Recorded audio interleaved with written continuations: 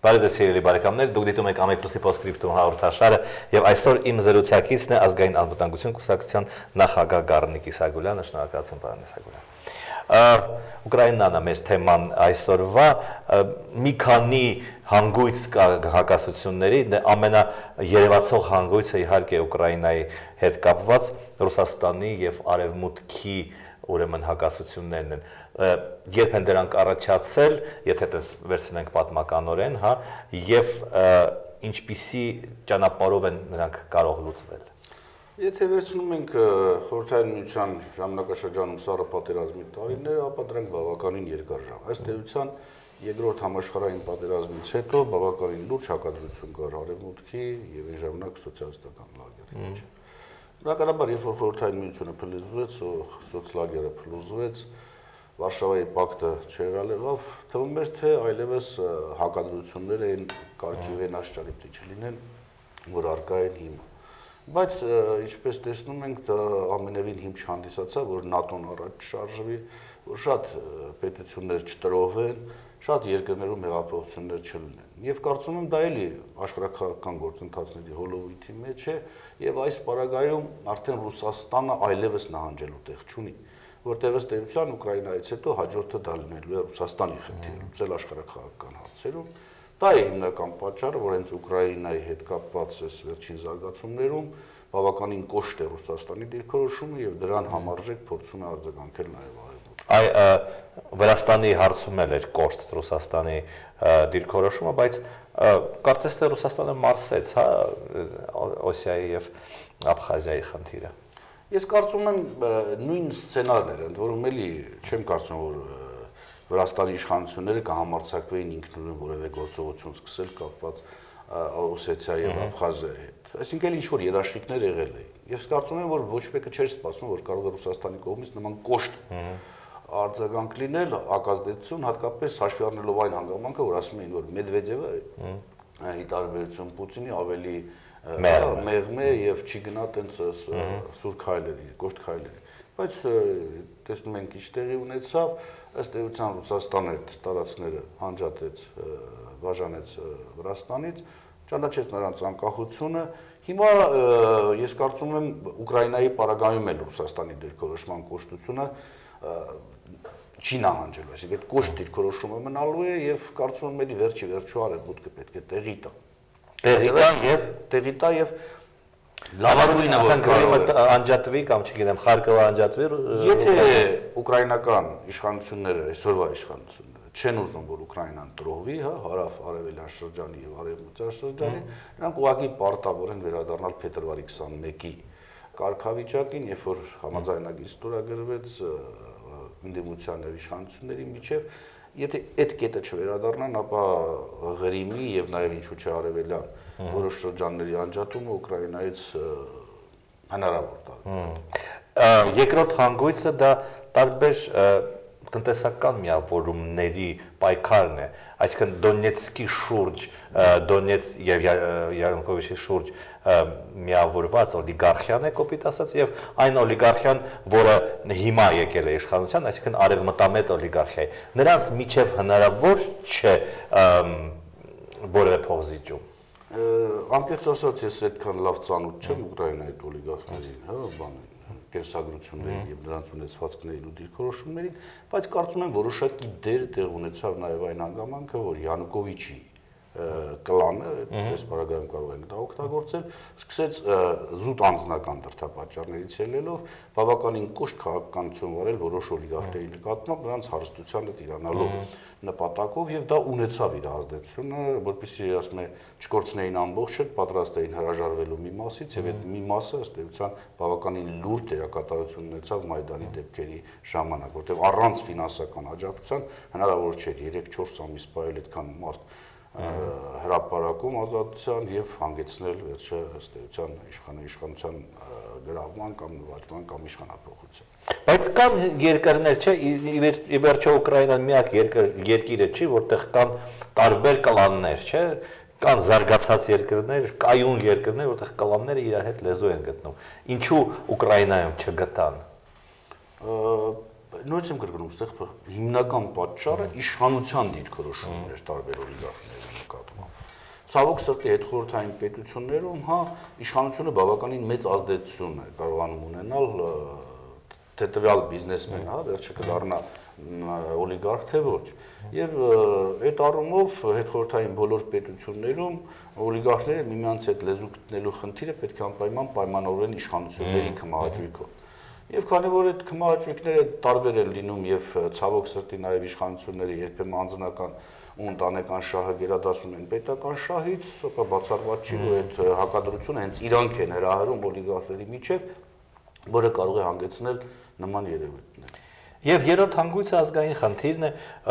որը Ուկրաինայում կա, ազդրեց որ կա, այսինքն դժվար է պատկերացնել երկու ժողովուրդ, հա, ռուսներին եւ ուկրաինացին, ավելի մոտիկ իրենց մշակույթով, իրենց պատմությամբ եւ այլն, բայց պարզվեց, որ Ուկրաինայում մի կողմից կա արևմուտքում խիստ ազգայնական ինչ-որ դրսևորումներ, մյուս կողմից կա նաև ռուսամետ շրջաններ, որոնք հակադրվում են դրան։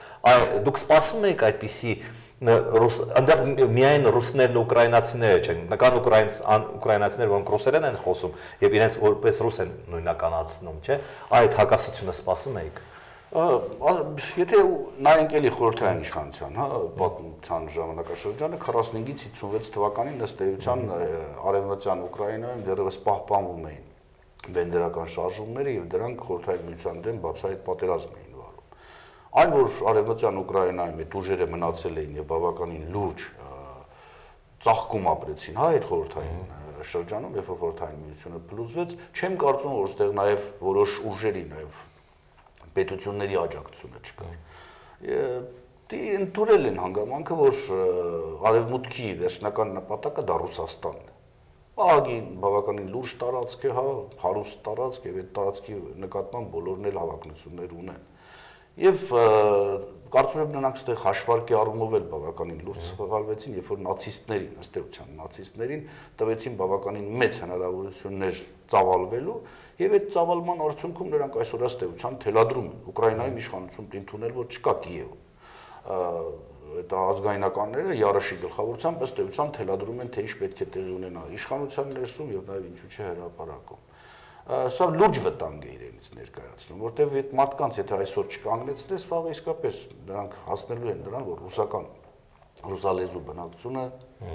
թողնի Ուկրաինան, պատկերացեք այդ հոսքը եւ չեմ կարծում, որ նրանք զերծ կմնան նաեւ հետագայում նույն գործընթացները նաեւ Ռուսաստանում տարածել, հաշվի առնելով հարավային շրջանները, հաշվի առնելով նաեւ կենտրոնական շրջանները։ Մենք որ Ռուսաստանը այս պարագայում այլընտրանք ուղղակի չունի։ Նա ոչ թե այսօր դրված է Ուկրաինայի ուկրաինական ժողովրդի խնդիրը, այլ դրված է նաև Ռուսաստանի եւ Ռուսաստանի։ Դուք ասում եք, որ արևմուտքի թիրախը ի վերջո Ռուսաստանն է։ Այ ձեր ենթադրությամբ կամ գուցե ձեր տեղեկություններով ինչ է արևմուտքը ուզում անել Ռուսաստանի հետ։ Գլոբալիզացիա հայտարարվել է բավականին վաղուց եւ չեմ կարծում, որ միաբևեռ աշխարհը այդ նպատակը այսօր չի հետապնդում։ Այսինքն արևմուտքում ձևավորված են բավականին լուրջ միավորներ, դրանք անհատների տեսքով են, մեծահարուստների տեսքով են, թե ինչ տեսքով դա էական չի, որոնք ըստ էության թելադրում են աշխարհին, թե աշխարհը ոնց պիտի ապրի։ Եվ խորհրդային միության փլուզումից հետո այս ցանկությունները իրենց գագաթնակետին հասան, բայց Ռուսաստանը վերջապես պետք է հաշվի առնել, որ ատոմային տերություն է եւ բավականին հզոր տերություն։ Հիմա Ռուսաստանը վերջին հաշվով գիտակցեց, որ վերջնահաշվում ինքն է ուղղակի բաժանվելու մասերը եւ սկսեց հակադրվել։ Կարծում եմ այս հակադրության պայմաններում ոչ միայն հակադրությունը այդ քաղաքականության, այլ այլ այն համաշխարհային, հա, մենք ասում ենք, չնայած ես չեմ ուզում դրան հավատալ,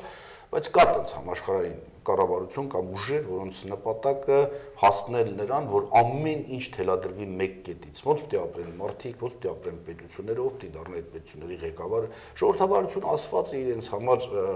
զուտ շիրմա է, որի տակ թաքնված են բավական։ Եթե դու ասում ես, եթե ասում եմ ես ձեզ ոնց դուք պիտի ապրես, ապա ես ժողովրդավար չեմ, ճիշտ հակառակը։ Ես տոտալիտար ուրեմն մտածողության կրողն եմ, չէ՞։ Հիմա դա ենք, ասենք, վերցնենք Իրաքը, Աֆղանստանը, Լիբիան,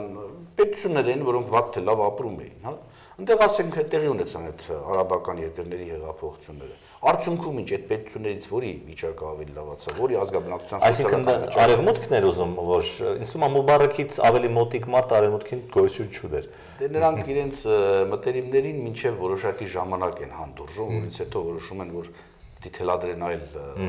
հրամաններ եւ այդ հրամանները պետք է անխտիր կատարվի, իսկ ով չի համաձայնում դա կատարել, նրան սպառնում են նույն ճակատագրին, ճակատագրի սպառնած Հուսեյնին, Քադաֆի։ Դուք պատկերացնում եք, որ ռուս զինվորը կրակի ուկրաինացի զինվորի վրա։ Ես կարծում եմ հետեւյալը,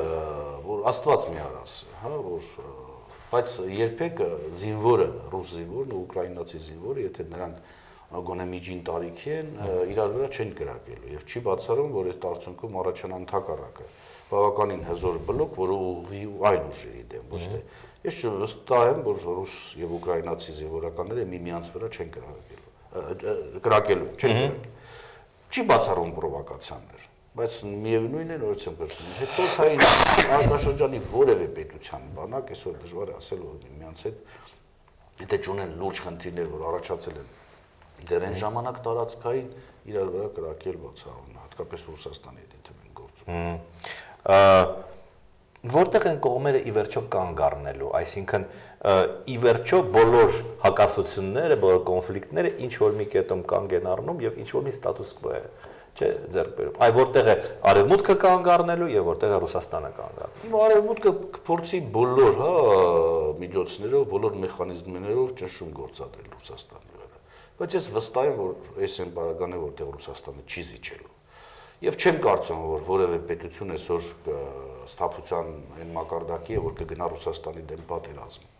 Իսկ այն որ Ռուսաստանը իր շահերես դեպքում ընդդուք մինչև ցանկացած տարբերակ գնալու է, վերջը գալու են փետրվարի 21-ի տարբերակին են պայմանագիրը, որ ստորագրվեց, որի տակ ստորագրել են Լեհաստանի, Գերմանիայի եւ Ֆրանսիայի արտգործնախարարները, Յանուկովիչը եւ ընդդիմությունը։ Մենակ դա միակ տարբերակն է իմիջիալոց, որ կարող է Ուկրաինան վերադարձնել նորմալ միմյանց փոխհասկացության շրջան եւ այդ շրջանում է միայն հնարավոր որոշակի հարցեր։ Հերոստատով հարցն է, ձեզ ինչու Յանուկովիչը Քոչարյանի նման չմտցրեց արտակարգ դրություն։ Դե դա տարբեր ղեկավարներ են, տարբեր կերպ են վերաբերվում, հա, միջադեպերին։ Պրոպտի հարցնել երևի Յանուկովիչից։ Դա ռուսներին ինչ որ բան ռուս բնակչության ինչ որ բան սպառնում է ֆիզիկական ինչ որ ոտնձգություններ նրանց նկատմամբ եղել են այս հեղափոխության ընթացքում Ուկրաինայի մասին։ Այո, իհարկե։ Դե մենակ եթե նայում ենք Յարոշի, հա, լոզունգները կամ նրա կոչերը, կորչեն մասկալները եւ նույնիսկ տարբեր ազգերի ներկայացների նկատմամբ նման արտահայտություններ, կարծում եմ, որ վտանգ սպառնում։ Որտեվ տեսեք, ասենք, հիմա ցուցադրում են նույն կադրն է, բայց կարծում եմ այտենց դեպքեր շատ են տեղի ունենում, երբ որ ավտոմատով մտնում են, հա, շենք եւ թելադրում են, թե ինչ պիտի որոշի տեղի բան իշխանություն։ Գլխավոր դատախազին են ծեծում առանց որևէ հետևանքի։ Այսինքն, եթե մարդիկ նման բան ունակ են անելու, ապա շարքային քաղաքացիների վրա բռնությունները եւ սպանությունները չի կարելի բացառել։ Դուք կարծում եք, որ ներկայիս իշխանությունը Կիևում ազգայնական է, որ ասենք Յացենյուկը կամ չգիտեմ Կլիչկոն ընդունակ են լարել իրենց ժողովրդին ռուսների դեմ։ Ես կարծում եմ այդ օրինակ Կլիչկոն, Յացենյուկը եւ մյուսները իրանք սկզբնական շրջանում չէին էլ գիտակցում, թե ինչ է տեղի ունենում։ Նրանց օգտագործել են շատ լավ։ Եվ նրանք շատ լավ գիտեն, որ իրանք քաղաքական կարիերան շատ շուտով կավարտվի։ Որտեւ այս իրավիճակում իրանք ոչինչ չեն, խաբության նոխած պիտի դառնան։ Եվ գիտեք ինչ, այս պարագայում նաև նրանց են համոզել, որ Ռուսաստանը չի համարձակվի գնալ կոշտ քայլերի կամ արևելյան եւ հարավային շրջանները Ուկրաինայի որևէ դիմադրություն չեն ցուցաբերելու։ Ես կարծում եմ նրանք այս հաշվարկում բավականին լուրջ սխալներ թույլ են տվել եւ հիմա պիտի վայելեն դրա պատուղները։ Չեմ կարծում, որ Յացենյուկը, Կլիչկոն կամ Տիագիմբոկը այդքան թրծված էին քաղաքականության մեջ եւ հասկանում էին թե ինչի են գնում եւ ուր են տանելու։ Արևմուտքի տնտեսական ճնշումը կարող է ինչ-որ արդյունքների բերել, այսինքն չնայած ասուլիսի ժամանակ այս մի կես ժամ առաջ Պուտինը դրան պատասխանեց, բայց այնուամենայնիվ նրանք ասում են, որ մենք չենք գա Սոչի, ուրեմն G8-ի հանդիպանը, մենք ընդհանրապես G8-ից Ռուսաստանին կհանենք, Օբաման տարբեր սանկցիաների մասին խոսեց տնտեսական եւ առևտրային, դա իր ազդեցությունը կարող է թողնել, թե ոչ։ Կարող է թողնել բացասական առումով։ Հիմա եթե բոլոր տերությունները, որոնք շահագրգռված են, հատկապես Միացյալ Նահանգները, որոշեն, որ պետք է բաժիտ սանկցիաներ կիրառեն Ռուսաստանի դեմ, Ռուսաստանը հաստատ դիմելու է ուրիշ քայլերի, որը կարծում եմ Միացյալ Նահանգների համար այնքան էլ հաճելի չի լինի։ Վերջապես հստակ է, որ աշխարհը միաբևեռ երկար գոյատևել չի կարող։ Եվ բազմաբևեռ աշխարհի մասին ընդ որում Ռուսաստանը չի ավակնում երկրորդ բևեռ ուղղակի դառնել։ Ասում են բազմաբևեռ, այդ նույն Չինաստանն է, Ռուսաստանն է, Եվրոպան է, Միացյալ Նահանգներն են։ Այսինքն բազմաբևեռ աշխարհը այդ միակ երաշխիքն է, որ կարող է կայունություն լինել։ Միաբևեռ աշխարհի ժամանակ ուղղակի թելադրելու են եւ այն ժողովրդավարության ալիքա, որ երբեմն գալիս է, ամեն ինչ մաքրելու է գալիս, սրբելու, տանելու, ոչ թե ինչ-որ բան կառուցելու։ Ցավոք սրտի մենք դրա ականատեսն ենք։ Ժողովրդավարության դեմ եք դուք, Վարոս Ամենևին, բայց գիտեք ինչ, ինձ որևէ մեկը պետք է չասի, որ ես իմ երկրում որ ժողովրդավարության որ էլեմենտը կիրառեմ։ Մի դեպքում այ երբ որ Բերկուտին գնդակահարում են, դա ժողովրդավարություն է, մյուս դեպքում երբ որ ժողովուրդը ելել է պահանջում է, որ ես ուզում եմ անջատվեմ, դա արդեն ժողովրդավարություն չի, էքստրեմիզմ է։ Այսինքն երկակի ստանդարտներ կիրառել նույն երևույթի նկատմամբ, ես ինչ ժողովրդավարություն արդյոք սա է։ Հիմա դե լավ, մի դեպքում Հայաստանում էլ կարող է նույնը լինել, Վրաստանում էլ մյուս տեղերում։ Մեկը դուրս է գալիս ցույց իրան ասում են ինքը ժողովրդավար չի, իրան պիտի ճնշել եւ երբ որ Ելցինը կրակում էր Դումայի վրա, ռուսական ամբողջ աշխարհը ողջունում էր։ Այսինքն դեպքում դա ժողովրդավարություն էր։ Հիմա երբ որ Ուկրաինայի, ասենք, կոնկրետ Ղրիմի ժողովուրդը ոտքի է կանգնել, պահանջում է Կոսովոյից ինչով է տարբերվում Ղրիմի ժողովուրդը, կամ նույն մեր Ղարաբաղը, Ղարաբաղի ժողովուրդը ինչով է տարբերվում։ Դրա մասին ուզում եի հասնել։ Ենթադրենք Ղրիմում անց է կացվում հանրաքվե եւ Ղրիմը որոշում է դուրս գալ Ուկրաինայի կազմից կամ մտնել Ռուսաստանի կազմի մեջ կամ անկախ երկիր հռչակել։ Դա ինչ որ ձևով մեզ ձեռնտու չէ, թե դա մեզ հետ ոչ մի կապ չունի։ Ցանկացած նման երևույթ, եթե ելնում ենք բացառապես Հայաստանի Հանրապետության շահերից մեծ ձեռնտու է, որտեղ մենք նման խնդիրներ ունենք եւ շատ կարեւոր է, որ նման խնդիրներ ունենան նաեւ գերտերությունները, որ հասկանան ինչ է նշանակում, հա, երբ որ նույն էթնիկ կազմով ժողովուրդը գտնվում է մի ուրիշ պետության կազմում եւ նրա ֆիզիկական գոյության համար երաշխիքներ չկան։ Այդ դեպքում բնական է, եթե Ղրիմը այսօր ռեֆերենդում անի իրան անկախ հռչակի կամ փորձի միանալ Ռուսաստանին, Ռուսաստանը կունենա նույն խնդիրը, ինչ խնդիր որ ունենք մենք, եւ կարծում եմ այդ բaragայում մեզ շատ ավելի ճիշտ է։ Ընդհանրապես կրակոցները, պատերազմը երևի տարածաշրջանի վրա լավ չի ազդի, եթե պատերազմ լինի, այդպես չէ։ Բնականաբար, բայց եթե հասկանում ես, որ եթե այս պատերազմը չվարես, վաղ է այդ նույն պատերազմը քո տարածքում է լինելու, ապա այդ դեպքում ավելի ճիշտ չի, որ կանխարգելիչ գործողություններ անես։ Ես կարծում եմ, այս բaragայում Ռուսաստանը հենց կանխարգելիչ գործողությունների է գնում, շատ լավ հասկանալով, որ այդ ալիքը գալու է Ռուսաստան, որտեվ ոչ մի ծրագիր, որ նախորդ խոստանում էին Գորբաչովին, հետո Ելցինին, հետո մյուսներին, ոչ մի ծրագիր կյանքի չկոչվեց։ Նկատի ունեք ՆԱՏՕ-ի տարածումը, խոսք էին տալիս մի բան, հաջորդ օր անում բացառապես մեկ ուրիշ բան։ Հիմա Ռուսաստանը կարծում սա հասկացել է եւ կարողացել է վերագտնել իրան, այն որ ասում են ռուսական արժեք քնած էր, հիմա արթնացել է եւ բնականաբար իր շահերը փորձելու է բոլոր տեղերում պաշտպանել։ Շնորհակալություն։ Սիրելի բարեկամներ, իմ զրուցակիցն էր Ազգային անվտանգություն կուսակցության նախագահ Գառնիկ Իսագուլյանը, մենք վաղը նորից կհանդիպենք, ցտեսություն։